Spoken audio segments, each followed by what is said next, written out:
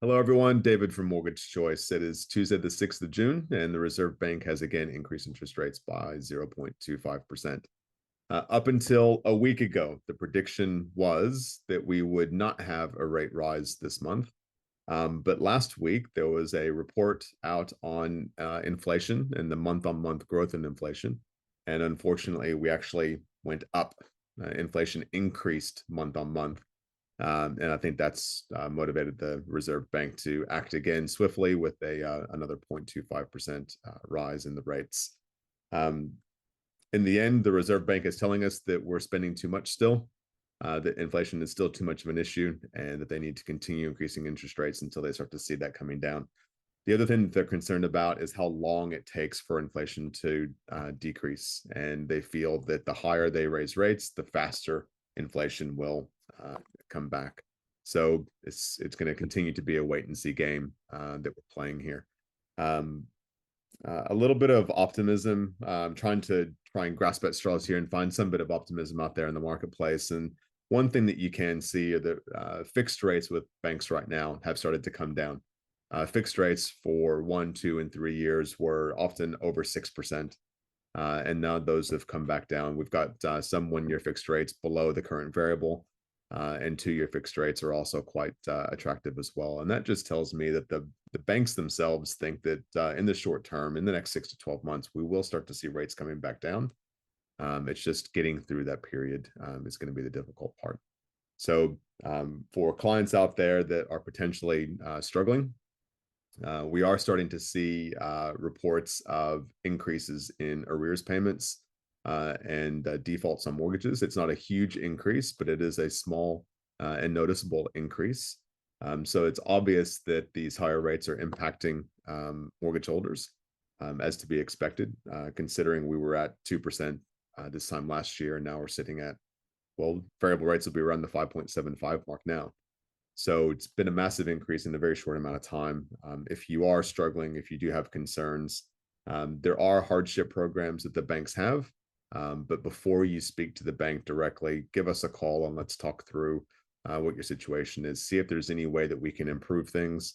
And then if we can't, and you do need to speak to the bank about a hardship arrangement, at least we're ensuring that you communicate yourself in the right way with the bank. Because if you go onto any kind of a hardship payment plan with the bank, then basically you're blacklisted with them for 6 to 24 months. So it's a long process where they'll want to see good history before they allow you to borrow again or do anything else again with that same bank. All right. So be mindful that you need to be careful in how you communicate your position to the bank. So let's definitely have a chat prior to that. For first home buyers, there are some fantastic benefits right now because the government, even though we've got these higher interest rates, the government's still wanting to encourage first home buyers to get into the market.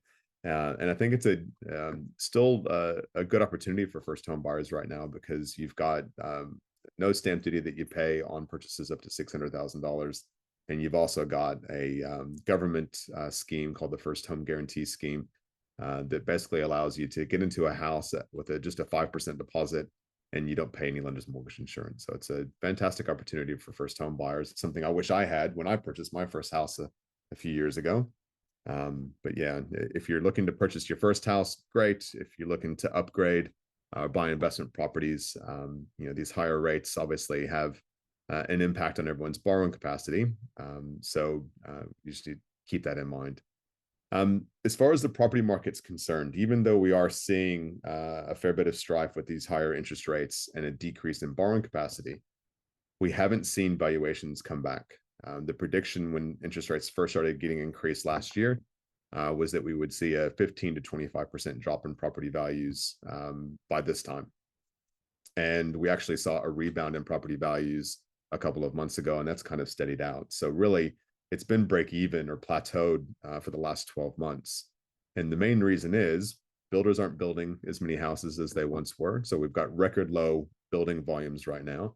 And we've got a huge influx of people coming into the country. So there's still continued demand for very little housing supply. And that will likely keep property values the same, if not trending upward.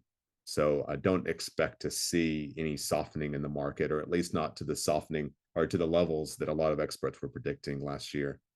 This idea that property values are going to drop by 25%, I just don't see it. Um, we've got a growing population and an undersupply of housing. And yeah, I just can't see us going backwards on values. If you're looking to try and improve your situation at all, one thing that you could consider is a 1-year fixed rate. It's unlikely that we'll see rates drop in the next 6 months. We don't know after that what will happen with interest rates. They may well start to drop between that 6 and 12-month period. But a lot of clients now are considering a 1-year fixed rate. And that's as simple as calling up your existing lender and just switching over to a 1-year fixed rate to try and lock in your rate from any further rate rises that we might see, and giving yourself a bit of peace of mind for the next 12 months. So if that's something that that's something that sounds attractive, then definitely give your bank a call or give us a call and we'll talk through your options. There are still a couple of lenders that are offering refinance rebates. Most lenders have pulled out of that market right now, but we've still got maybe 3 or 4 banks that are offering refinance rebates, generally between $3,000 and $4,000 as an incentive to refinance. But the biggest issue that we're finding right now is that a lot of clients just can't afford to refinance because borrowing capacity has dropped by so much. So if that's something that you're interested in, if you're concerned about your rate not being low enough and you want to look at potential refinance, then that could be a solution for you to get a bit of a better interest rate and also a refinance rebate, a cash in the pocket's nice. As always, if you've got questions, if you've got concerns, always happy to have a chat. We'll include a link to my calendar below, and you can lock on a time to have a 15 to 20-minute chat with us and see if we can assist or make any improvements. I'm really happy to announce that over the last month, we've saved our existing clients about $50,000 in combined interest just by doing reviews for them. So what we try and do for all clients is at least once a year, do a review on your existing loan to see if we can try and improve the interest rates with your current bank. So not requiring you to refinance to another bank, but just seeing if we can improve the existing loans. And over the last month, we've saved clients over $50,000 in interest just by asking their existing bank for a new rate. And we'll continue to do that. If we haven't spoken to you in the last 6 months and you think you might be due for a review, give us a call and we'll jump on that straight away. But yeah, also too, if you know of anyone that's doing it tough, maybe they're concerned about their repayments or they haven't done a review on their mortgage in a while. Banks make money on complacency. They make money on you sitting back and being busy with life and not worrying about your home loan and not realizing that while you should be paying 5.5 or 5.75% variable, that you're actually paying 6.5%. All right, that's where banks make money, is the complacency and you just sitting back and not worrying about it. So if you know of anyone or if yourself, you've been busy with life and the mortgage is the last thing that you've thought about, well, let's have a chat and see if we can try and improve your position. All right. Thanks again for your time. Hopefully, we're coming back to you next month to advise that rates have finally been put on hold. We thought we were there back in April when the Reserve Bank decided to put things on hold, but apparently not. So fingers crossed inflation starts to come back down. And yeah, we'll speak to you soon. Thank you.